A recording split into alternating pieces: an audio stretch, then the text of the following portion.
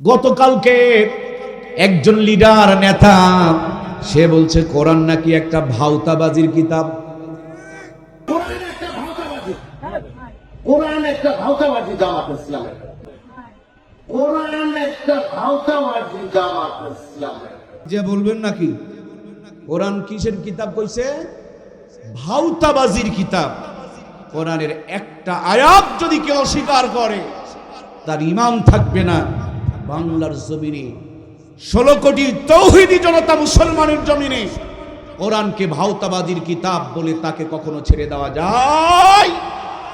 সুতরাং আমরা প্রতিবাদ করার আগে, বাংলাদেশের তৌহিদি জনতার রোষানলে পড়ার আগে আমি বিএনপিকে বলবো, আপনার দলের এই সমস্ত বাটপারগুলোকে আপনি সাবধান করেন। এরা দলকে নষ্ট করার জন্য এরাই যথেষ্ট। কথা বলুন ঠিক কিনা?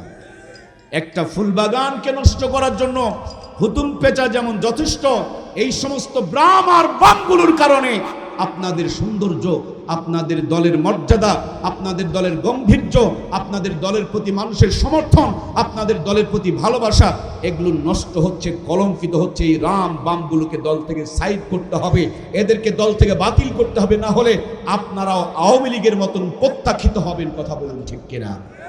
আওয়ামী লীগের যতগুলো অন্যায় আর অপরাধ ছিল, শুধু আয়নাঘর না, এদের প্রথম অপরাধ ছিল এরা ক্ষমতায় যাওয়ার আগে তাহাজ্জুদ, তাসবিহ, দাড়ি, টুপি, উমরা এগুলো করতো। আর ক্ষমতায় যাওয়ার পর যারা 100 মেয়েকে ধর্ষণ করে সেঞ্চুরি অর্জন করে খেয়েছিল তাদেরকে কোনোদিন মামলা দেয় নাই, জেলে ঢুকায় নাই। কোরআনের পাখিদেরকে ধর্ষণের মামলা দিয়ে তারা হত্যা করেছিল। কথা বলেন ঠিক কিনা? সুতরাং এই জন্যই তাদের যেমন পতন সংগঠিত হয়েছে। আমরা এখন শুনতে পাচ্ছি মিজানুর রহমান আজহারি সাহেব বললেন, একদল খাইছে আর একদল যেন রেডি হয়ে আছে, জ্বলে পুড়ে উঠলো। তোমার জ্বলবে কেন? কেন জ্বলবে? বাংলাদেশে 47টা নিবন্ধিত দল আছে, তুমি তো একা নয়। 26টার জ্বললো না, 46টার জ্বললো না, তোমার একাই জ্বললো কেন? এক বেচারি বলতেছে ঘরের মধ্যে, কে গো? ভিতর থেকে উত্তর আসতেছে, আমি কলা খাইনি। কথা কি বোঝা যাচ্ছে? উনি তো জিজ্ঞেস করে নাই কে কলা খাইছে না কলা খাইছে, আপনি বলছেন কেন আমি কলা খাইনি? আপনাকে বলতে হবে আমিও চোরের বিপক্ষে, আমরাও চোর চাই। এক বেচারি তুলার গুদাম থেকে তুলা চুরি হয়ে যাচ্ছে, তাকে তার লোকজন বলল যে একটা সিসি ক্যামেরা লাগাও। সে কাজের ব্যস্ততায় লাগাইতে পারেনি, তুলার গুদাম একবারে লুট হয়ে গেছে। রাজদরবারে বসা, বলা হলো আপনার তুলার গুদাম লুট হয়ে গিয়েছে। লোকটা একটু চালাক ছিল, সে বলছে, এই তুলা চোর ভাই, আরে চুরি করছস, মাথাটা তো ঝেড়ে আসবি। যে চুরি করছিল সে মাথা ঝাড়া শুরু করছে। কথা কি বোঝা যাচ্ছে? তার মানে চোর আমি যে, এটা প্রমাণ দেওয়ার জন্য আর কিছু তো লাগে না। সম্মানিত প্রিয় ভাইয়েরা আমার, সুতরাং আমি বিএনপির কাছে অনুরোধ জনাব জিয়াউর রহমানকে দেশের তৌহিদি জনতা ভালোবাসত নিজের জীবনের চাইতে বেশি। আপনার আম্মা খালেদা জিয়ার প্রতিও ব্যাপক শ্রদ্ধা রয়েছে। তারেক রহমান, আপনার প্রতিও মানুষের অগাধ ভালোবাসা রয়েছে।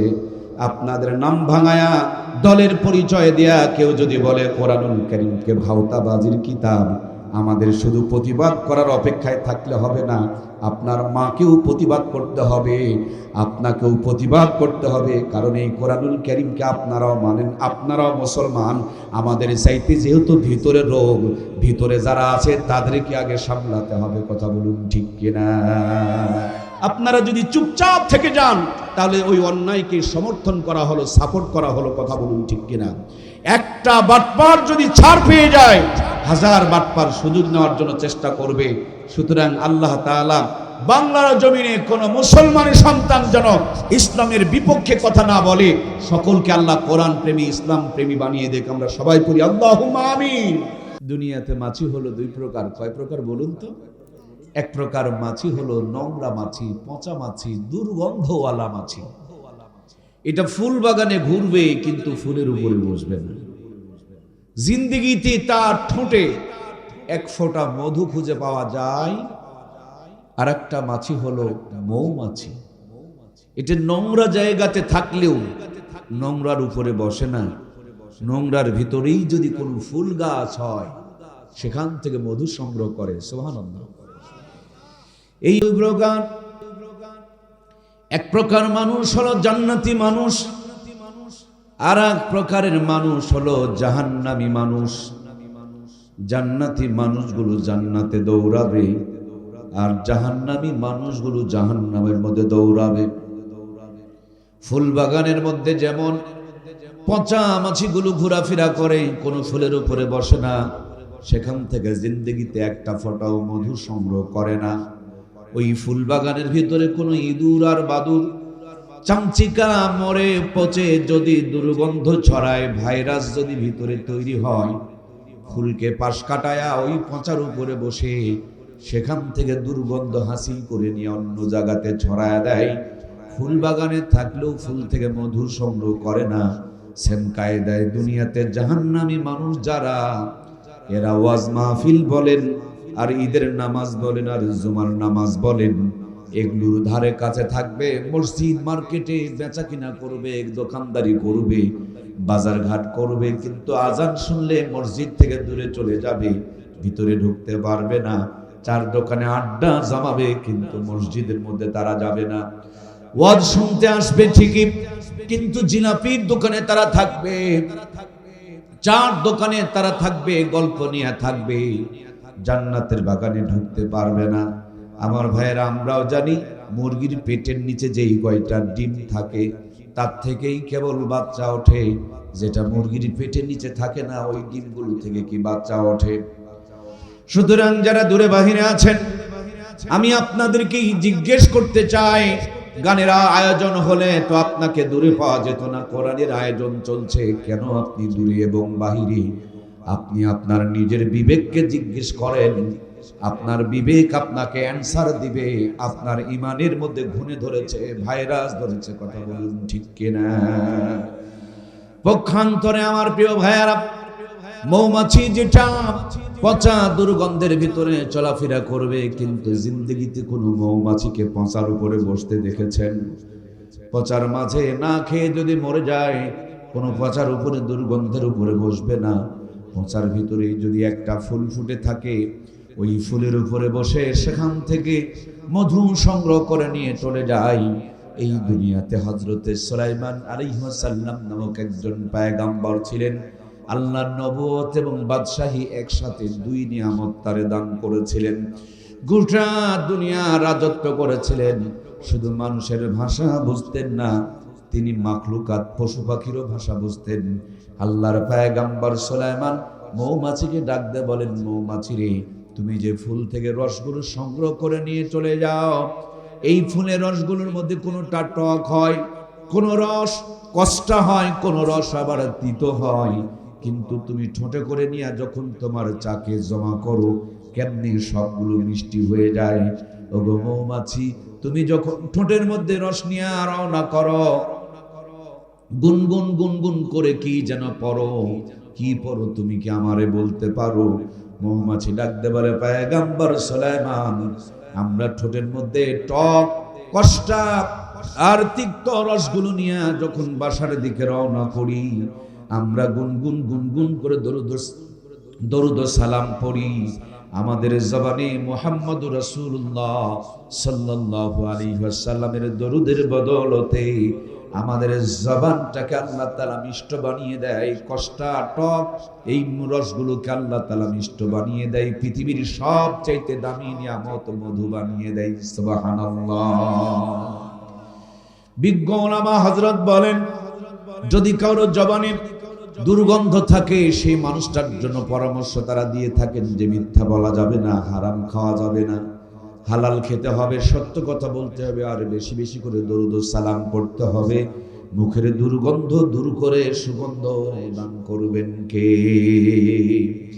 কারো যদি জবান পরিষ্কার না হয়, কথাগুলো পরিষ্কার না হয়, দার্শনিক উলামা হযরত বলেন, তাদেরকে বেশি বেশি করে দরুদ শরীফ পড়তে বলবেন।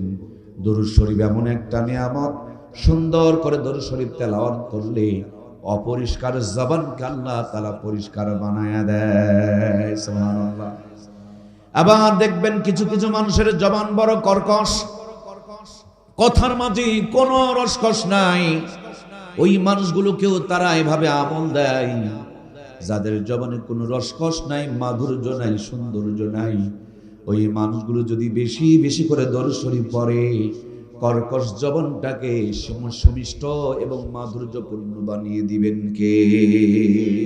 সুতরাং প্রিয় ভাইয়েরা, সামনে পবিত্র রমজান চলে আসতেছে। রমজান আসার আগে আল্লাহর হাবিব মেম্বারে উঠতেছিলেন আর বলছিলেন আল্লাহুম্মা আমিন, আবার বলছেন আল্লাহুম্মা আমিন, আবার বলছেন আল্লাহুম্মা আমিন।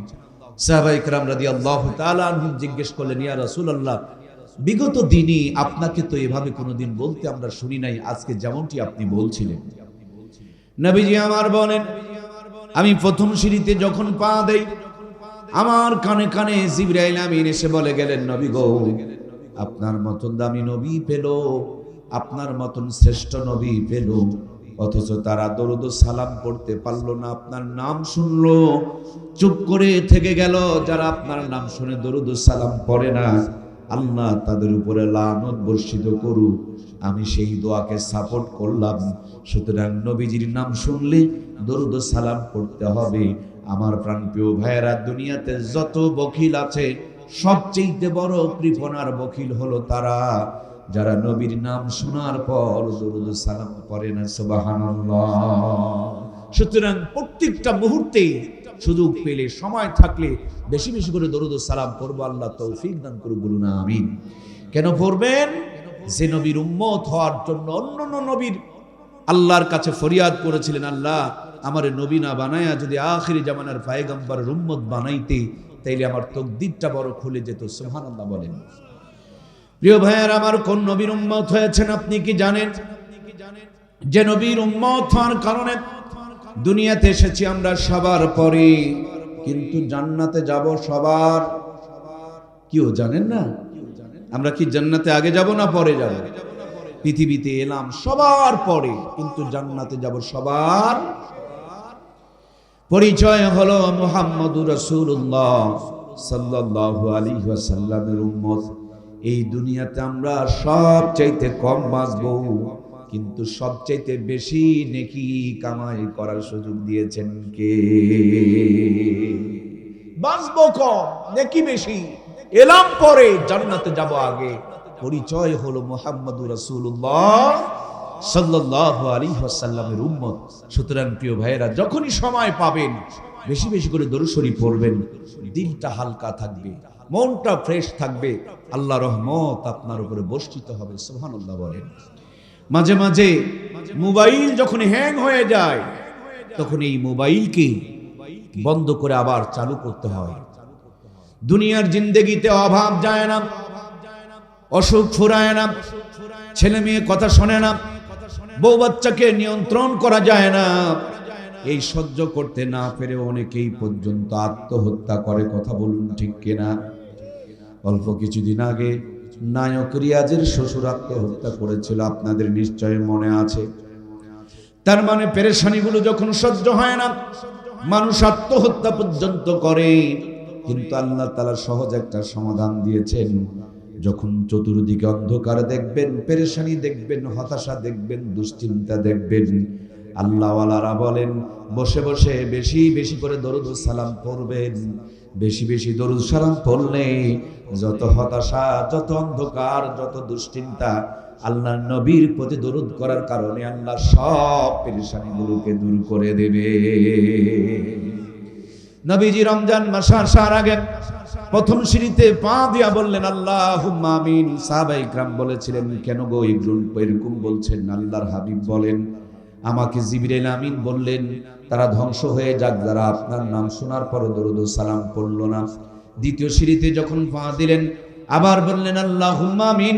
আল্লাহর হাবিব বললেন, নবী গো এবার কেন আল্লাহুম্মা আমিন বললেন?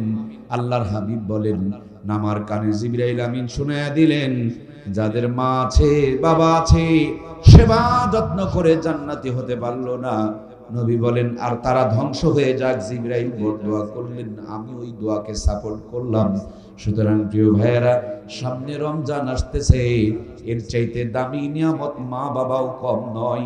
যাদের মা বাবা আছে, রোজা করে, নামাজ পড়ে, দান সদকা করে যেমনি জান্নাতে যাওয়া যায়, বাপ মার সেবা যত্ন করলে আল্লাহ জান্নাতের মেহমান বানায়া দেয়।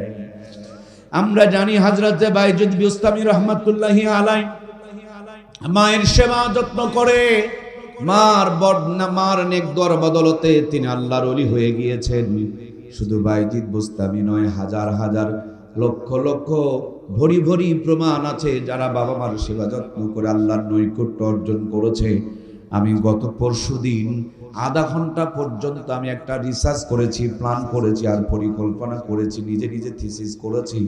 আমি যতগুলো মানুষকে দেখেছি কারা বেশি সুখী আমি হিসাব করে পেয়েছি, যারা যত মা বাবার নিকটে ছিল, যারা যত মা বাবার সেবা যত্ন আর খেদমত করেছে, আল্লাহ দুনিয়াতে তাদেরকে তত বেশি সুখী বানিয়ে দিয়েছে। বেশি টাকা, বেশি জমি, বেশি বড় চাকরি, এরা বেশি সুখী না, তারাই বেশি সুখী যারা বাবা মার যত নিকটে কাছে এবং আস্থার ভালোবাসার ছিল, তাদেরকে আল্লাহ তত বেশি সুখে রেখেছেন। সুবহানাল্লাহ বলেন। আপনার 10টা ভাই থাকতে পারে, 9 জন ভাই বাপ মার সেবা যত্ন করতো না, তাদের ঢাকায় বাড়ি আছে, কারো বিদেশে বাড়ি আছে, কারো কোটি টাকার চাকরি আছে, কারো কোটি টাকার সম্পদ আছে, কিন্তু বাপ মা যদি আপনার কাছে থাকে, আমি ওপেন চ্যালেঞ্জ করে বলছি আপনার চাইতে তারা সুখে নয়। ওই 9-10 ভাই বোনের মধ্যে যে যত বাপ মার কাছে থাকবে, আল্লাহ তার জীবনটাকে তত সুখে রাখবে। সুবহানাল্লাহ বলেন। প্রিয় বন্ধুরা আমার, এই মোবাইলে হটস্পট নামক একটা অপশন রয়েছে, আবার ব্লুটুথ নামক আর একটা অপশন রয়েছে, নতুন করে নানান ধরনের নেটওয়ার্ক ব্যবস্থা রয়েছে, ওয়াইফাই নেটওয়ার্ক রয়েছে। অনেক দূরে থাকলে যেমন সংযোগ পায় না, বাপ মা থেকে দূরে রাখবেন, বাপ মাকে ডাকবেন না, বাপ মার সেবা যত্ন করবেন না, বাপ মার খোঁজ খবর নিবেন না। আপনি যতই কামাই করেন, আপনার জিন্দগিতে কোনোদিন বরকত হবে। এই জন্য প্রিয় ভাইয়ার আমার, আল্লাহর হাবিব বলেন বেশি বেশি করে মা বাবার সেবা যত্ন করো। ওয়াকাদা রাব্বুকা আল্লা তা'বুদু ইল্লা ইয়াহু ওয়া বিল ওয়ালিদাইনি ইহসানা ইম্মা ইয়াবলুগান্না ইনদাকাল কিবরা আহাদুহুমা আও কিলাহুমা ফালা তাকুল লাহুমা উফফিন ওয়া লা তানহারহুমা ওয়া কুল লাহুমা কওলান কারীমা। আল্লাহু আকবার। আল্লাহ বলেন, গোলামেরা, আমি আল্লাহর ইবাদতের পর সবচেয়ে বেশি বাবা মার সেবা যত্ন আর খেদমত করো। আজকে বাবা মার সন্তানেরা খেদমত করতে চায় না। সব জায়গাতে গেলে আমাদেরকে বলে, হুজুর বাপ মার খেদমতের উপরে একটু ওয়াজ করিয়েন।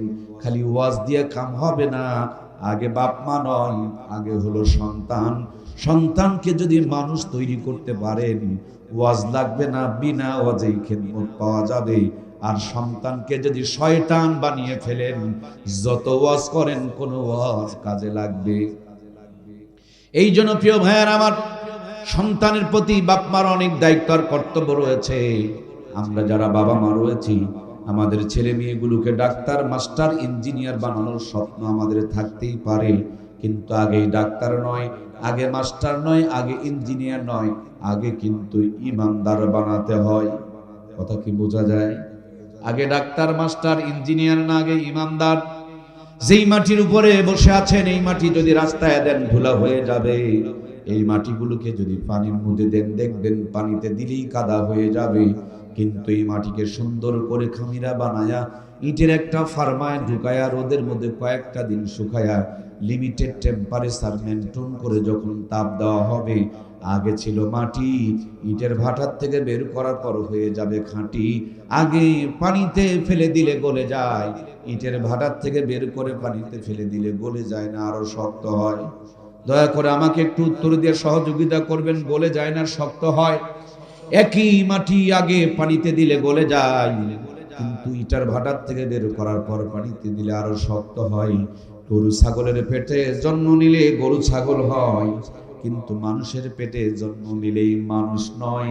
মানুষের পেটে যদি জন্ম নিলে মানুষ হয়, এরশাদ শিকদারকে কেন ফাঁসি দিলেন? তাকে কেন আপনারা অমানুষ বলতেছিলেন? তার মানে মানুষের মতন দেখলেই মানুষ বলা যায় না, মানুষত্ব অর্জন করতে হয়। আর মানুষত্ব অর্জন করার জন্য কোরআনুল কারীম নামক সফটওয়্যারখানা সন্তানদের মেমোরিতে ঢুকায়া দিতে হবে, সিনার মধ্যে সেটআপ করে দিতে হবে। এই কোরআনুল কারীম তাকে জান্নাতের পথ দেখায় জান্নাতের দিকে টেনে নিয়ে যাবে। প্রাণপ্রিয় ভাইয়েরা আমার, মাঝে মাঝে আমরা গহীন এলাকার মধ্যে চলে যায়, যেখান থেকে রাস্তা পথ চেনা যায় না, তখন মোবাইলে লোকেশন আমরা বের করি, যেই জায়গাতে যেতে চাই সেই জায়গা পর্যন্ত লিখে ফেলে দেই। এখানে আসার জন্য আমি চিনতে পারতেছিলাম না, তখন কারে যেন বললাম আমাকে লোকেশন পাঠানোর জন্য। কাকে বলছিলাম কি আমার লোকেশন পাঠাইছিল? আরিফ ভাই। কোনটা আরিফ? আরিফ ভাই। সে আমার মোবাইলে লোকেশন পাঠিয়ে দিয়েছে আপনাদের স্কুলে।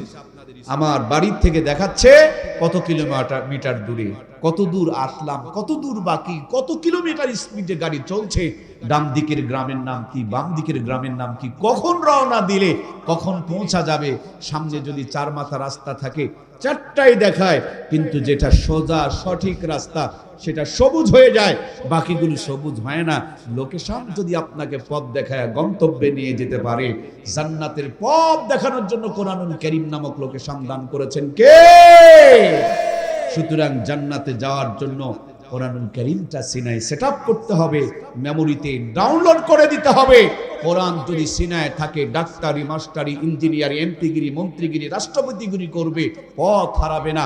আল্লাহর বান্দা পুনরায় জান্নাতের দিকেই রওনা করতে থাকবে। জোরে বলি সুবহানাল্লাহ। ভাইয়ের আমার, ট্রেনে কি চড়েছেন আপনারা?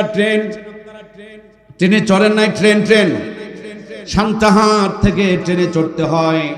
ট্রেনের লাইন কয়টা দয়া করে বলুন তো দেখি? 2টা। সাইকেল রাস্তা ভুল করতে পারে, মোটর সাইকেল রাস্তা ভুল করতে পারে, প্রাইভেট কার রাস্তা ভুল করতে পারে। ট্রেন রাস্তা ভুল করে কি মকমলপুরে কোনোদিন এসেছিল? কেন? কারণ ট্রেনের লাইন কয়টা? বলেন না কয়টা? মকমলপুর পর্যন্ত ট্রেনের লাইন প্রত্যেক দিন ঢাকা চলে যায়, প্রত্যেক দিন যেখানে লাইন সেটিং দেওয়া আছে জায়গা মতন চলে যায়। জান্নাতের লাইন তেমনি 2টা। কয়টা? 1 নম্বর লাইন কিতাবুল্লাহ, 2 নম্বর লাইন মুহাম্মাদুর রাসূলুল্লাহ সাল্লাল্লাহু আলাইহি ওয়াসাল্লাম। জীবনের শুরুতে ছেলেটাকে আর মেয়েটাকে কোরআন সুন্নাহর লাইনের উপরে যদি তুলে দিতে পারেন, ওই ছেলেটা দুনিয়ার সব করবে। ট্রেনের লাইন যেমন জয়পুরহাট, আক্কেলপুর, সান্তাহার, তারপরে আপনার আমার বন্ধুরা আমার নাটোরের পরে সেই আপনার ঢাকা চলে যায় একটার পর একটা স্টেশন পাড়ি দিয়া, তেমনি সিনায় যদি কোরআন ঢুকিয়ে দিতে পারেন আর নবীর সুন্নতের আদর্শের উপরে যদি তুলে দিতে পারেন, আপনার ছেলেকে নিয়ে আর কোনো চিন্তা করতে হবে না। আপনার ছেলের জিন্দেগির হায়াত যখন ফুরিয়ে যাবে, জীবনের শেষ মুহূর্তে মৃত্যুর সময় যখন আসবে, আল্লাহর ফেরেশতারা চোখের সামনে জান্নাত তুলে ধরবে, জান্নাতে যাওয়ার জন্য ব্যাকুল হয়ে যাবে, আজরাইল তার জানটা কবজ করে নিয়ে যাবে। এই জন্য প্রাণপ্রিয় ভাইয়েরা আমার, জীবনকে সাজাতে হবে কোরআন সুন্নাহ দিয়া। আমি আলোচনা করছিলাম আপনাদের খেদমতের সামনে রমজান চলে এসেছে, প্রস্তুতি নিতে হবে। নবীজি প্রস্তুতির পূর্বেই দোয়া করছিলেন আল্লাহুম্মা আমিন।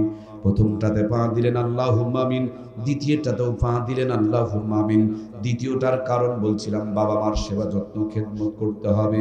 আহারে দুর্ভাগ্য মুসলমান, বাপ মাকে আব্বা আম্মা বলে না, বুড়া বুড়ি বলে, আর গাঁজা খোরের পায়ের মধ্যে তেল মারে আছে না নাই? জটওয়ালা বুড়া শরীর থেকে পাঁঠার চাইতে দুর্গন্ধ বেশি বের হয়। নিজের বাপ মারে কয় বুড়া বুড়ি, আর ওই ভণ্ডগুলোকে আব্বা আব্বা বলে ডাকে, আছে না নাই? আল্লাহ আমার ভাইগুলোকে হেদায়েত দান করুক, বলুন আমিন। প্রাণপ্রিয় ভাইয়েরা আমার, আমরা আলোচনা করছিলাম আপনাদের খেদমতে বাবা মার সেবা যত্ন করতে হবে। আল্লাহ হায়াতে বরকত দিবে, রিজিকে বরকত দিবে। আমরা কি বেশি দিন বাঁচতে চাই না? বেশি দিন কি সুস্থ থাকতে চাই? সম্পদে বরকত হোক, এইটা কি আমরা চাই? 3টা লাভ হবে একটা আমল করলে, 3টা লাভ হবে একটা আমল করলে, পারবো না? 1 নম্বর লাভ হায়াতে বরকত হবে, 2 নম্বর লাভ সুস্থতা আল্লাহ তাআলা দান করবে, 3 নম্বর লাভ হলো রুজি রোজগারে আল্লাহ তাআলা বরকত দিবে। একটা কাম করলে সেই কাজটা হলো নিকটতম যত আত্মীয় স্বজন আছে তাদের সেবা যত্ন করলে, বাপ মার সেবা যত্ন করলে, ভাইয়ের সাথে ভালো ব্যবহার করলে, বোনগুলোকে হাদিয়া তোহফা দিলে আল্লাহ 3টা লাভ দিবে। হায়াতে বরকত দিবে, সম্পদে বরকত দিবে, এবং আল্লাহ রব্বুল আলামিন আপনার আমার সুস্থতা দান করে দিবে। আমরা এই 3টা লাভ পাওয়ার জন্য একটা কাজ বেশি করে করা দরকার আছে না নাই? এটা তো করে না, বরঞ্চ ভাইয়ের জমি কেমনে ঠগায় নেওয়া যায়, বোনের জমিনটা কেমনে নিজের ভিতরে রেখে দেওয়া যায়। বিবাহ হয়েছে অনেক দিন আগে, বোন বুড়া হয়ে গিয়েছে, বোনকে বলতেছে অবু বাড়িরও ভাগ নিবু, কয় না অবু বাড়িরও ভাগ নিবু, তাহলে এই বাড়ি তার আসমিন না নয়? কথা মনে বুঝতে খুবই কষ্ট হচ্ছে। বলে না কে রে, জমি দিয়ে তোর বাড়ি আসা লাগবে? বাপের জমি যদি তুমি 2 টাকা পাও, কি 1 টাকাও পাবে না? জমি দিয়ে যদি বাড়িতে আসতে হয়, ওই বাড়ির কোনো দরকার, অন্য মানুষের বাড়িতে যাব জমি দিয়ে, তোমার কাছে কেন আসবো? মেয়েরা নাকি বাপকে বেশি ভালোবাসে, কিন্তু মেয়েদেরকে বাপেরাই বেশি ঠগায়। গত শুক্রবারে ধামরহাটে এক মুরব্বী মারা গেছে, সব সম্পত্তি ছোট বউয়ের ছেলের নামে লিখে দিছে। মরার পর লাশ আটকায় দিছে, আর কবর দিতে দেবে না। বড় মেয়ে বলছে ওই বাবার চোখ মুখ আমি দেখতে চাই না, আসে নাই। আর বাকিগুলো জানাজা আটকায় দিছে, সম্পদ ভাগ হবে তারপরে কবর, পচলে পচুক গললে গলুক। আর যদি কবরে নিয়ে যেতে হয়, যেই এক বেটার নামে লেখছে ওই ঘারত করে নিয়ে যাচ্ছে। সম্মানিত প্রিয় ভাইয়ার আমার, আমরা আলোচনা করছিলাম সামনে রমজান চলে আসতেছে, প্রস্তুতি নেওয়া লাগবে। সকলের সাইকেল আছে, মোটর সাইকেল আছে, যেখানে আপনি মোটর সাইকেল দাঁড় করাবেন সেখানেই যদি ব্রেক দেন, দেখবেন গাড়িটা আপনার আটকে যাবে, মুহূর্তের মধ্যে আপনি পড়ে যাবেন। আর যারা চালাক ড্রাইভার, এরা যেই জায়গাতে দাঁড়াবে কিছু একটু আগে ব্রেক দেয়, আস্তে করে গড়তে গড়তে জায়গা মতন দিয়ে যেমন পৌঁছে যাবে। সেম কায়দায় রোজা আসলেই খালি বিড়ি ছাড়ার নিয়ত করলে হবে না, রোজা আসলেই দাড়ি রেখে দেবো এই নিয়ত করলে হবে না। আজকের থেকেই আমাদের নামাজ পড়ার নিয়ত করতে হবে, দাড়ি রাখার নিয়ত করতে হবে, বিড়ি সিগারেট খেলে এটাও ছেড়ে দিতে হবে, ঠিক কিনা?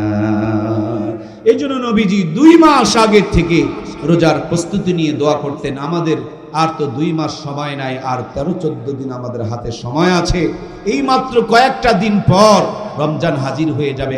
এখনই আপনাকে আমাকে দাঁড়িয়ে রেখে দিতে হবে, 5 ওয়াক্ত নামাজ ধরতে হবে, তওবা করতে হবে।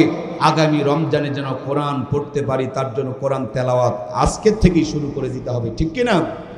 প্রিয় ভাইয়ের আমার, রোজা শুধু ইবাদত নয়। জাপানের একজন বিখ্যাত ডাক্তার রোজার উপরে গবেষণা করতে করতে কোরআনুল কারীমের মতন একটা মোটা বই লিখে ফেলে দিল। রোজার উপকারিতা, রোজা রাখলে কি কি লাভ হয়, রোজার উপকারিতার উপরে অনেক বড় মোটা একটা বই লিখে দিল। এই বইটার উপরে যদি আমি আলোচনা করি সময় কুলিয়ে আসবে না। পুরা বইটার মধ্যে যেই সারমর্মটা তিনি বলেছেন সেটুকু একটু আপনাদের কাছে তুলে ধরতে চাই। রোজা শুধু ইবাদত নয়, একজন মানুষ যদি রোজা রাখে, রোজার বিনিময়ে আল্লাহ তাআলা তার শরীরে জমে থাকা যত তেল চর্বি, ময়লা আবর্জনা, ফরমালিন এবং বিষ আছে, এই একটা মাস রোজা রাখার কারণে পেটের ভিতরে, শরীরের ভিতরে জমে থাকা তেল চর্বি, ফরমালিন, বিষগুলোকে বের করে দেয়। সুবহানাল্লাহ। আমাদের সমাজে সবচেয়ে বড় রোগ হলো ডায়াবেটিস। ডায়াবেটিসকে বলা হয় সব রোগের মা। একবার যদি কারো ডায়াবেটিস হয়, এটার সহজে ছাড়তে চাই। একটা রোগ যদি ডায়াবেটিস ধরে, সকালবেলা জ্বর আসবে, সন্ধ্যাবেলা সর্দি লাগবে, বৈকালবেলা মাজায় ব্যথা করবে। তার মানে মায়ে যেমন অনেক সন্তান জন্ম দেয়, ডায়াবেটিস তেমনি অসংখ্য রোগ পয়দা করে। আর ডায়াবেটিস কন্ট্রোল করার জন্য একটা জিনিস করা লাগে, তার নাম হলো খাওয়ার কন্ট্রোল। খাবার কন্ট্রোল করতে হয়, মাঝে মাঝে না খেয়েও শরীরে ইনসুলিন বাড়াতে হয়। আল্লাহর বান্দা বান্দীদেরকে আল্লাহ তাআলা আমরণ ডায়াবেটিস থেকে মুক্ত রাখার জন্য রোজার বিধান ফরজ করে দিয়েছে। কেউ যদি নবীর সুন্নত তরিকায় সুন্দর করে আল্লাহর বিধান অনুযায়ী হক আদায় করে সারাটা জীবন রোজা রাখতে পারে, তার শরীরে ডায়াবেটিস হওয়ার 80% সম্ভাবনা আমার আল্লাহ তাআলা কমায়া দেয়। আমার প্রিয় ভাইয়ারা, আমি একটা লাল মোটরসাইকেল চালাইতাম, হঠাৎ করে আমার গাড়িটার ট্যাঙ্কি ছিদ্র হয়ে গেল। মেকারের কাছে নিয়ে গেলাম, মেকার বেচারি আমার ট্যাঙ্কিটা খুললেন, তেলগুলো বের করে নিলেন, ঘুষায়া ঘুষায়া ঝোঁকায়া ঝোঁকায়া ময়লাগুলো বের করে নিয়ে ঝালাই করে দিলেন, সেটিং করে দিয়ে আমাকে চার দোকানে নিয়ে সুন্দর করে বুঝিয়ে বললেন, ভাই খালি ট্যাঙ্কি ফুল করলে চলবে না, মাঝে মাঝে ট্যাঙ্কি ওয়াশ করা লাগবে, নিচে জাং পড়বে না, ময়লা থাকলে পরিষ্কার হয়ে যাবে, আর কোনোদিন ট্যাঙ্কি ছিদ্র হবে না। মোটরসাইকেলের মেকার যদি ট্যাঙ্কি ওয়াশ করতে বলে, আমাদেরকে তৈরি করেছেন আমাদের রব, আর মাঝখানে পেটখানা ট্যাঙ্কিটা দান করেছেন আমার আল্লাহ, আর এই ট্যাঙ্কিটি তোলার জন্য লক্ষ লক্ষ কোটি কোটি আইটেমের খাবার আর রিজিকের ব্যবস্থা করেছেন তিনি কে? আম গাছে আম, কাঁঠাল গাছে কাঁঠাল, কলা গাছে কলা, লিচু গাছে লিচু। সুবহানাল্লাহ বলবেন না? সারাটা জীবন মকবুলপুরের মানুষ চেষ্টা করে একটা কি কলা বানাতে পারবেন? একটা লিচু, একটা আনারস, একটা আপেল সম্ভব নয়। আল্লাহ প্রতিনিয়ত এই রিজিকগুলো আমাদেরকে খাওয়াচ্ছেন। সুবহানাল্লাহ বলেন। আল্লাহ দিলেন নিয়ামত, কিন্তু আমরা বানিয়ে ফেললাম আযাব আর গজব। গত কয়েকদিন আগে ফেসবুকে দেখতেছি বড় একটা ট্যাঙ্কির মধ্যে পানি গুলে নিয়েছে, পানিগুলো সাদা হয়ে গিয়েছে। ওই সাদা পানির মধ্যে কলার ঘাউট ডুবায় আর তুলে ট্রাকে লোড করে। দুর্গাদ একটা কলার বাজার আছে, দুর্গাদ চেনেন কি? রাস্তার পাশে কলা বিক্রি হয়, এখান থেকে লোড করে, কাঁচা ঢাকা যেতেই কলা হয়ে যায়। কন্যা কেন রে ভাই? আপনারা যারা ঢাকা গিয়েছেন, ঢাকাতে কি কোনোদিন কাঁচা কলা দেখেছেন? সব হেকমতওয়ালা কলা লোড হয় কাঁচা, ঢাকা যেতে কলা হয়ে যায় পাকা। তার মানে ফিস ফিস করে মাল মেরে দিয়েছে, ঢাকা যেতেই কলা পেকে যাচ্ছে। কলাওয়ালা সারাদিন কলা বিক্রি করে, জিন্দেগিতে তারে কোনোদিন কলা খেতে দেখবেন না। নাতি নাতনি গড়াগড়ি করলেও একটা কলা দেবে না। সারাদিন কলা বিক্রি করবেন, বিক্রি করে কিনে গিয়া আপেল কিনতেছে। আপেলওয়ালার দিকে তাকিয়ে দেখবেন আমার প্রিয় ভাইয়েরা, আগে ফলের দোকানে মশা মাছি দেখা যেত। সত্যি করে বলেন, এখন কি ফলের দোকানে মশা মাছি পাওয়া যায়?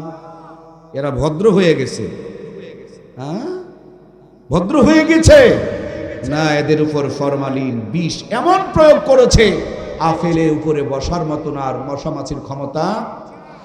আগেকার ডাক্তারেরা বলতো মশা মাছি বসলে সেই ফল খাওয়া যেত না, আর এখনকার ডাক্তাররা বলে যেটাতে মশা মাছি বসবে না ওই ফলটা খাওয়ার উপযুক্ত না। কারণ আমাদের মেশিনের চাইতে মশা মাছির নাকের পাওয়ার আল্লাহ তাআলা বাড়ায় দিয়েছে। মেশিন ভুল করতে পারে, ওরা ভুল করে না, কারণ ওরা জানে এই ফরমালিনে হুল ঢুকালে মুহূর্তের মধ্যে তার মৌত ঘটে যাবে। এই জন্য ফরমালিনের কাছে তারা ভিড়তে চায় না। আসল আপেল গাছের থেকে পারার আগে একবার মারে, ফেরে জমিনে বিছায়া আর একবার মারে, প্যাকেটিং করার পর আর একবার মারে, বাংলাদেশে পার হয়ে আর একবার মারে, দোকানে সাজায়া দেখবেন ফিস ফিস করে পানি মারে, পানির ভিতরেই কিন্তু মাল থাকে। এমন মারা মারে আপেল আর আপেল নাই, পুরাটা ফরমালিনের ডিব্বা হয়ে গিয়েছে। আগেকার আপেলগুলো পচে যেত, এখনকার আপেল কি পচে? তার মানে পুরাটা ফরমালিনের ডিব্বা। আজকেই যখন আমারে আপেল খেতে দেওয়া হয়েছিল, আমি এক পিস খেয়েছি, মুখে দিতেই যেন তিতা লাগলো। তার মানে আমি নিজে বুঝে ফেলে দিলাম এটা আর আসল জিনিস না, এটা বিষের ডিব্বা হয়ে গিয়েছে। আমার ভাইয়েরা, যেই বিষ খাওয়ার পর পোকা মরে, মাছি মরে, মশা মরে, আমরা সপ্তম আশ্চর্য পাড়ি দিয়ে অষ্টম আশ্চর্যের বসবাস করি। আমরা ওই বিষ খাওয়ার পর বাংলাদেশের মানুষেরা এখনো পর্যন্ত মরি। এটা হলো অষ্টম আশ্চর্য। তবু কিছু মানুষ মরে, কিছু মানুষ মরে ধীরে ধীরে, আস্তে আস্তে, পর্যায়ক্রমে মরে। মরে না তা কিন্তু নয়, কিন্তু ওরা তাড়াতাড়ি মরে, আমরা একটু দেরিতে মরি। আমার প্রিয় ভাইরা, তাহলে আপেলওয়ালা সারাদিন আপেল বিক্রি করে কিনছে, কলা আর কলাওয়ালা কয় না গো আপেল, কারণ এরা জানে নিজেরটা সম্বন্ধে জানে, অন্যটা জানে না। তো আপেল বিক্রি করে কলা কিনে, আর কলা বিক্রি করে আপেল কিনে। আমরা ভালো মানুষ, আমরা একটু বেগুন আবাদ করেছি, প্রচন্ড পোকার অত্যাচার, বেগুন ছিদ্র হয়ে যায়। দোকানে গেলাম, দোকানদার বিষ দিয়ে দিল, কড়া বিষ, বেগুনের চামড়ার উপরে পড়ে আর ভিতরের পোকা মরে। সুবহানাল্লাহ বলবেন না? কি পাওয়ার! পরে উপরে, পোকা মরে ভিতরে। প্যাকেটে লেখা আছে 1 সপ্তাহ আগে খাওয়া যাবে না, 1 সপ্তাহ আগে তোলা যাবে না।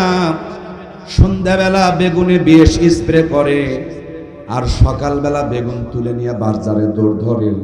সাহেব গিয়া দেখে টসটসা বেগুন কিনে নিয়ে বাড়িতে গিয়া বউকে কয় ভর্তা করো। 7টা 8টার ভিতরে বেগুন ভর্তার ভাত পেটের মধ্যে ঢুকে পড়লো, মোচড় শুরু হয়ে গেল। আমার প্রিয় ভাইয়েরা, এই বিষটা সরাসরি এইভাবে না খেয়ে খাওয়া হলো। এই কথা করছেন না কেন রে দাদা? এইভাবে না খেয়ে, এই একটু মানে রাতের বেলা না খেয়ে সকালবেলা, না কি বলেন, একবারে সরাসরি না খেয়ে বেগুনের সাথে মিক্সার করে খাওয়া হলো। এই তো খাওয়া দাওয়া চলতেছে।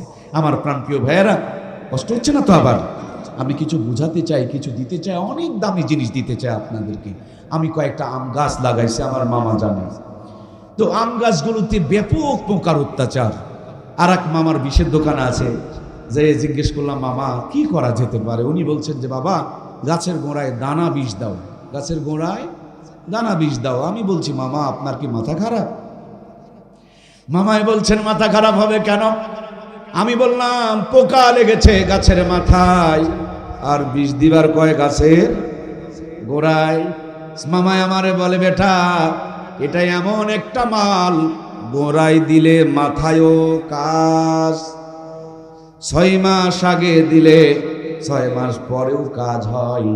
গোড়ায় দিলে যদি মাথায় কাজ হয়, 6 মাস আগে দিলেও যদি 6 মাস পর পর্যন্ত অ্যাকশন থেকে যায়, ওই ফলগুলো যে আমরা খাই, বলুন তো দেখি আমাদের শরীরের মধ্যে তার অ্যাকশনগুলো আছে না নাই?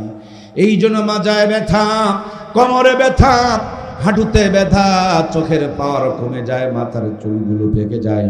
আমাদের নানু আর দাদুরা, মুরব্বীরা এই ফরমালিন আর বিষগুলো খেত না, তার জন্য তারা 100 বছর 150 বছর টনটনা বেঁচে ছিল। কথা বলুন ঠিক কিনা?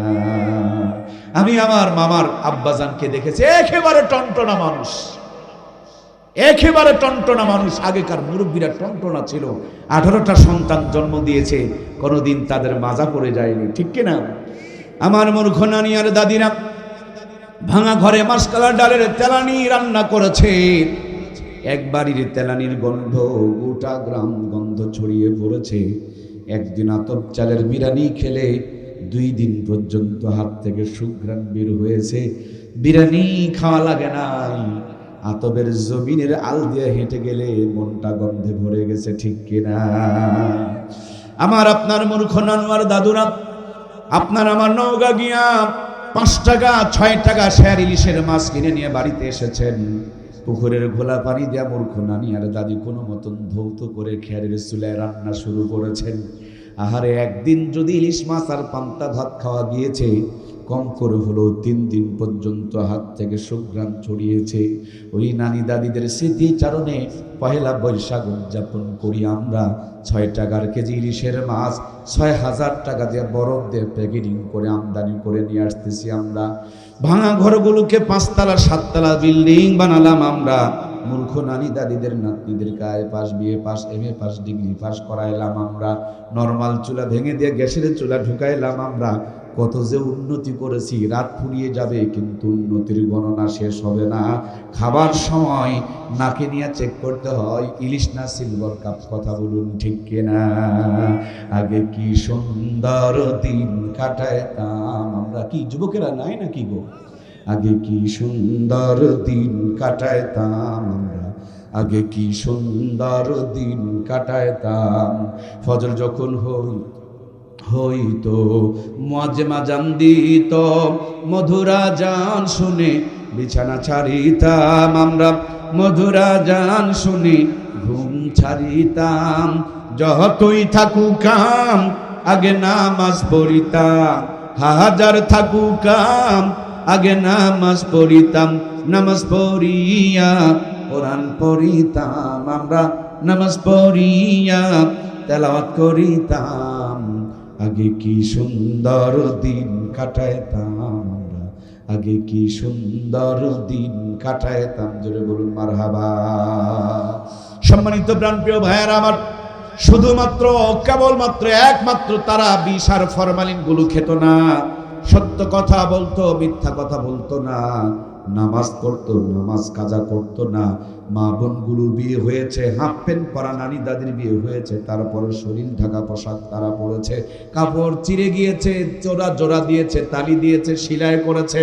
আর এখন তারা ভালো কাপড় চিরে ফেরে ইজ্জত বের করার প্রতিযোগিতা করতে, এই পরেরটুকু আপনাদের করতে, কি আজব কারবার তারা ঢেকে রাখতো। এই জন্য নানি দাদির বিয়ে হয়েছে তখনকার জামানার 500 টাকা নগদ পোল দিয়া, ওই 500 টাকা দিয়া আপনার আমার চকগড়ি বাজারে 5 বিঘা জমি কিনে পাওয়া যেত। 5 বিঘা জমির মূল্য দিয়া যেই নানি দাদির বিয়ে করা হলো, ওই নানি দাদির পেটে 12টা 15টা সন্তান জন্মগ্রহণ করলো। একজন নানি দাদিকেও কসাইখানা নিয়ে পেট চিরে বাচ্চা বের করা দরকার পড়লো। সব কটা সন্তানকে বুকের দুধ খাওয়া লালন পালন করলো। কোটার দুধ তো ছিলই না, গাভীর দুধের দরকার পড়তো না। এখন স্মার্ট আর ডিজিটাল জামানা, 18 বছর আগে নাকি মেয়েদের বিয়ে দেওয়া যাবে। কিন্তু নওগাঁর ঘটনা, গত কয়েকদিন আগে ঢাকার একটা মেয়ে 11 বছর বয়স হঠাৎ করে হারায় গেল, পাওয়া যায় না, পাওয়া যায় না, পাওয়া যায় না। কয়েকদিন পর পাওয়া গেল নওগাঁয়, বয়স হলো মাত্র 11 বছর। এই মেয়েটারে সাংবাদিকেরা বলল, এখানে এসেছো কেন? বলে বন্ধুর সঙ্গে দেখা করতে এসেছি। কে বন্ধু? কিসের বন্ধু? কেমনে বন্ধুত্ব হলো? বলে টিকটক দেখতে দেখতে তার প্রেমে পড়ে গেছি। মা হাসপাতালে ফেলে দিয়া, ক্যান্সারে আক্রান্ত মাকে ফেলে দিয়া 11 বছরের একটা মেয়ে ঢাকা থেকে নওগাঁ চলে এসেছে টিকটকের প্রেমে পড়ে। এই মেয়েটা কাম কুকাম করে সর্বনাশ করে দিয়েছে, কিন্তু গোটা জাতি তার অন্যায়ের কোনো প্রতিবাদ করলো না। কিন্তু এইটা যদি বিয়ে করতো, দেখতেন আজকে তার জেলখানায় ধুকে ধুকে মরা লাগতো। মানে হারামের দরজা খোলা আর হালালের দরজায় লাগাইছে তালা। দেশটা যেন হারামজাদাতে ভরে যায়, তারই একটা পরিকল্পনা চলতেছে। কথা বলুন ঠিক কিনা? সম্মানিত প্রাণপ্রিয় ভাইয়েরা আমার, 18 বছর আগে বিয়ে দেওয়া যাবে না। বিয়ের পরে পরে বাচ্চাও না হোক না। গ্রামে গ্রামে কত কি যে সাপ্লাই করে বেড়াই, যাতে করে আরো 5 বছর কাটায়া দিতে পারে। ইসিজি, এক্সরে, আলট্রাসাউন্ড শুরু হয়ে গেল। কায়দাই না বেকায়দায়, শুকনাতে আছে না নরমালে আছে, ভিটামিন আছে না নাই, ক্যালসিয়াম আছে না নাই, মিনারেল আছে না নাই, আয়রন আছে না নাই, জিঙ্ক আছে না নাই। হাজার তরিকার পদ্ধতি চালায়, কিন্তু পেটের ভরি ঢাকতে চায় না। বুকের মধ্যে ওন্না থাকে না, মাথায় তাদের ঘোমটা খুঁজে আপনি পাবেন না। এই জন্য 70 থেকে 80% মা বোনকে এখন কসাইখানা নিয়ে পেট চিরে চিরে বাচ্চা বের করতে হয়। কথা বলুন ঠিক কিনা? ওদের বুক ছিল ঢাকা, আল্লাহ দিতেন রহমত আর বরকত, এরা রেখেছে তাদের বুকটা ফাঁকা। এই জন্য শুরু হয়ে গিয়েছে স্তন ক্যান্সার, আযাব আর গজব। কথা বলুন ঠিক কিনা? আমি আমার প্রাণপ্রিয় মা বোনগুলোকে বলতে চাই, মা গো, শুধু ডিজিটাল হলে চলবে না, স্মার্ট হলে চলবে না। ডিজিটাল স্মার্ট হতে বাধা নাই, কিন্তু কোরআন সুন্নাহ থেকে দূরে সরে চলে যাওয়া যাবে না। ঠিক কিনা? এই তো মাত্র 50 বছর আগে এশার নামাজ পড়ে আমার খালাম্মা, ফুবি আম্মা, চাচি আম্মারা আঁচল তুলে ধরে দোয়া করতো, রব্বানা যালামনা, পরিবারে রহমত আর বরকত নাজিল হতো। এখনকার মা বোনেরা দোয়া কালাম জানে না, বাড়িতে যায় নামাজ খুঁজে পাওয়া যায় না। যায় নামাজের জায়গায় সোফা সেট আমদানি করেছে, রিমোট টিপতে টিপতে যায় নামাজ বাদ দেয়া, রিমোট টিপতে টিপতে রিমোটের বাটন খোয়ায় দিয়েছে। হিন্দুরা মন্দির থেকে উলু উলু ধ্বনি দেয়, আর মুসলমানের ঘর থেকে সাপ্লাই হচ্ছে। এই জন্য মুসলমানের ঘরে ফাতেমাতু জোহরা, খাদিজাতুল কুবরা বের হয় না, শুধু কিরণমালা আর কটকটি দিয়া গোটা দেশ ভরে যাইতেছে। কথা বলুন ঠিক কিনা? ও আল্লাহ, আল্লাহ রে, একুল দুনিয়ায় পাঠাইলা আমারে, এই জামানার মানুষগুলোর মানুষ নাহি বলে, গরু ঘোড়া হার মানায়া হায়নার মতো চলে। ও আল্লাহ আল্লাহ রে, এ কোন দুনিয়ায় পাঠাইলা আমার, জোরে বলুন মারহাবা। প্রিয় ভাইয়ারা আমার, আমরা আলোচনা করছিলাম আফিলওয়ালা সারাদিন আফিল বিক্রি করে কিনে কলা, আর কলাওয়ালা ভুলে গেছেন নাকি? কলাওয়ালা আম বাগানের দিকে তাকায় দেখেন কি পরিমাণ ভাইয়ের আমার বিষ আর ফলমারির উপদ্রব চলতেছে। তার মানে 3.5 হাত বডিটা আমাদের এখন বিষ ফরমালিন দিয়া ভর্তি হয়ে গেছে। কথা বলুন ঠিক কিনা? আমার প্রাণপ্রিয় ভাইয়েরা, আল্লাহ তাআলা মানুষকে বানিয়েছেন, মানুষ কেমনে ভালো থাকবে সবচেয়ে বেশি জানেন কে? সেই জন্য আল্লাহ তাআলা 11 মাস খেতে বলেছেন, রমজান মাসে এক বেলা খাবারটারে অফ করতে বলে দিয়েছেন। কেন বলে দিয়েছেন? 11 মাসে যেই বিষ ফরমালিনগুলো তোমার আমার পেটের মধ্যে ঢুকলো, রমজান মাসে সেহরি খাবো, 12টা হতে হতে পেটটা ফাঁকা হয়ে যাবে। ভিতরে জমে থাকা ফরমালিনগুলো, ভিতরে জমে থাকা কেমিক্যালগুলো, ভিতরে জমে থাকা বিষগুলো প্রথম দিন একটু কমবে, দ্বিতীয় দিন আর একটু কমবে, তৃতীয় দিন আর একটু কমবে, চতুর্থ দিন আর একটু কমবে। জাপানের ডাক্তারটা গবেষণা করে খুঁজে পেয়েছে, একটা মানুষ তার শরীরে যেই পরিমাণ বিষ ফরমালিন কেমিক্যাল ঢুকাইতে পারে, এটা পরিষ্কার করার জন্য 29 থেকে 30টা দিন সময় লাগতে পারে। এক বেলা যদি কেউ খাবার বন্ধ করে রেখে দেয়, 29 থেকে 30টা রোজা করলে 11 মাসে পেটে ঢুকিয়ে রাখা বিষ আর ফরমালিনগুলো বের হয়ে যাবে। সামনের 11 মাস সুস্থ থাকার মতো ইনসুলিন শরীরের মধ্যে পয়দা হয়ে যাবে। এই জন্য রমজানের 30টা রোজা ফরজ করে দিয়েছেন কে? এই জন্য প্রিয় ভাইয়েরা, সামনে রোজা রাখবো কি রাখবো না? কারা কারা রাখবো? 2খানা হাত তুলে আমার আল্লাহকে দেখাই, লিল্লাহে তাকবীর। আয় আল্লাহ, রোজাদারের সাথে সাথে কোরআন পড়নেওয়ালা হিসাবে আমাদের কবুল করো, আমরা পড়ি আমিন। আমার প্রিয় ভাইয়েরা, তাহলে 30টা রোজা শুধু রোজা নয়, এই রোজার মধ্যে আপনার আমার জন্য সুস্থতা আমার আল্লাহ তাআলা রেখে দিয়েছেন। আমাদের জয়পুরহাটে 5 বিবি একটা থানা আছে, চেনেন কি? 5 বিবির নাম শুনেছেন? সেখানে একটা দিয়েছেন, এই হোটেলের বয়স হলো 45 বছর। কড়াই আছে, কড়াইয়ের বয়স 45 বছর। কড়াইয়ের ভিতরে তেল থাকে, তেলের বয়স ওয়াজ বোঝা লাগবে বাবা, সময় নষ্ট করতে আসি নাই, কিছু দিয়ে যেতে চাই। রোজা শুধু ইবাদত নয়, রোজা থাকলে একটা মানুষের শরীরের ময়লা বিষ আবর্জনাগুলোকে আল্লাহ সাফ করে দেয়। সুবহানাল্লাহ বলেন। হোটেলের বয়স 45, কড়াইয়ের বয়স 45, তেলের বয়স 45, মানে কমে আর ঢালে, কমে আর ঢালে, কমে আর ঢালে, আজ পর্যন্ত তেল শেষ হয় না। সারাটা দিন রোজা রাখার পর যেই পরিমাণ শরীর থেকে ময়লা আবর্জনাগুলো কমে গিয়েছিল, সন্ধ্যাবেলা এক গুজ্জু ভাজা পোড়া পেঁয়াজ নিয়ে বসে বলল, সেই তেল আবার মুরব্বি তেল, বয়স মাত্র, তেল কি তেল? মুরব্বি তেল। 45 বছরের মোটামুটি একটা মুরব্বি তেল দিয়া পেঁয়াজি ভেজে রাখছে, আর আমরা কর্মর কর্মর কর্মর করে চাবাই। মানে সারাদিন সাফ হয়েছে এতটুকু, ঢুকাইতেছে এতগুলো। বুঝে যাচ্ছে? হারাম খেয়ে রোজা রাখলে আল্লাহর কাছে কবুল হবে। আবার সারাদিন রোজা রেখে এক গুজ্জু ভাজা পুরা নিয়ে সামনে বসা যাবে, খেতে খেতে গলার উপরে তোলা যাবে না। খাবার খেতে হবে পরিমিতভাবে, নবীর সুন্নত তরিকায়। কেউ যদি খাবার খায় তার পেটের কোনো রোগ হবে না। জোরে বলেন সুবহানাল্লাহ।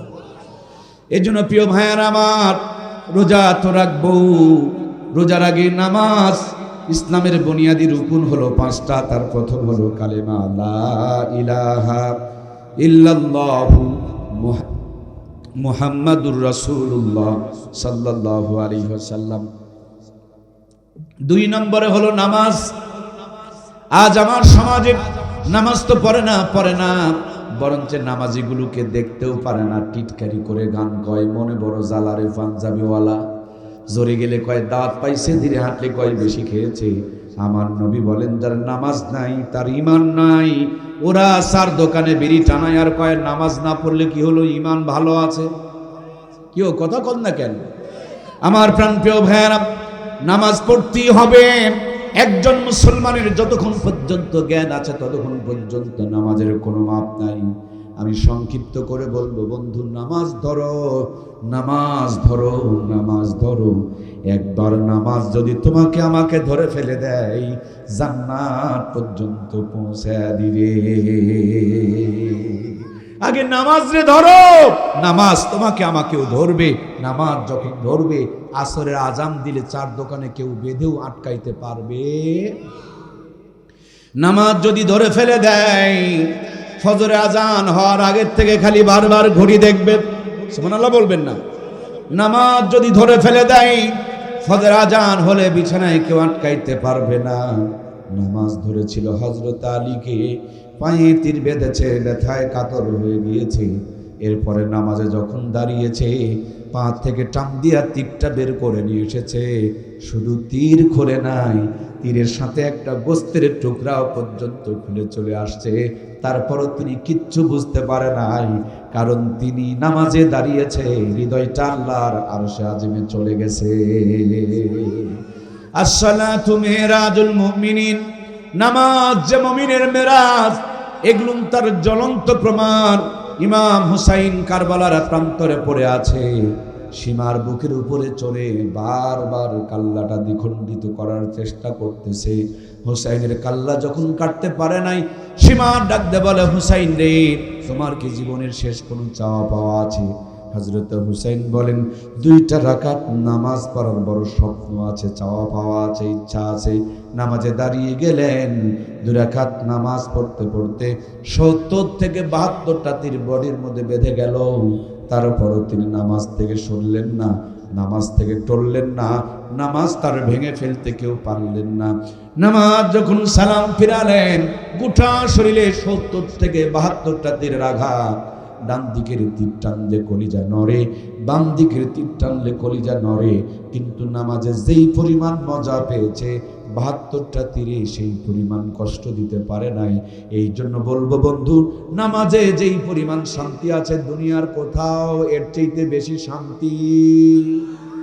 নামাজ এত শান্তির জিনিস, দেখবেন যে নামাজের মজা পেয়েছে, তাকে বাজারে ভালো লাগে না, মসজিদে গিয়া সেজদা দিলে মাথার তুলতে মন চায়।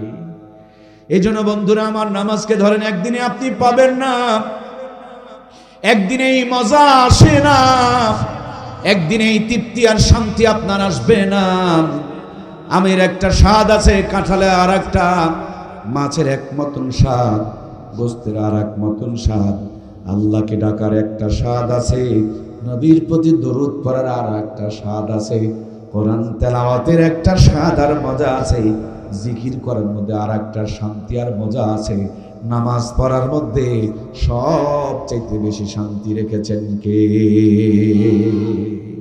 আমার প্রাণপ্রিয় ভাইয়ারা, একই অফিসে চাকরি করেন আপনি এবং আপনার বন্ধু, 2 বন্ধুর বড় একটা দুর্ঘটনা ঘটেছে, বিপদ ঘটেছে। যেটা নামাজি, নামাজের জন্য ওযু করতে গেছে, মাথার থেকে কিছুটা পেরেশানি হালকা হয়ে গিয়েছে। নামাজ পড়ছে আর একটু কমছে, ফজর পড়ছে একটু কমছে, জোহর পড়ছে আর একটু কমছে, আসর পড়ছে আর একটু কমছে, এশা পড়ছে আর একটু কমেছে। এখনো পর্যন্ত মনের মধ্যে কিছু পেরেশানি রয়ে গিয়েছে। তাহাজ্জুদের নামাজে দাঁড়িয়ে গিয়েছে, সেজদা লম্বা করে চোখের পানিগুলো যখন জমিনে ছেড়ে দিয়েছে, জমিনের পানি পড়ে, আল্লাহ নামাজির হৃদয়টাকে প্রশান্ত করে দেয়। আর যেইটা নামাজ পড়ে না, এটা খালি বিড়ির পিছনে বিড়ি ধরায় আর টান মারে। কথা কি বোঝা যাচ্ছে? একজন নামাজ পড়ে টেনশন নাই, আর একজন টেনশনের যন্ত্রণায় আগরবাতি টানে রে ভাই। লজ্জা দিয়ে বলিয়েন না আমার ভাইদেরকে, হাই রে টানা টানে রে।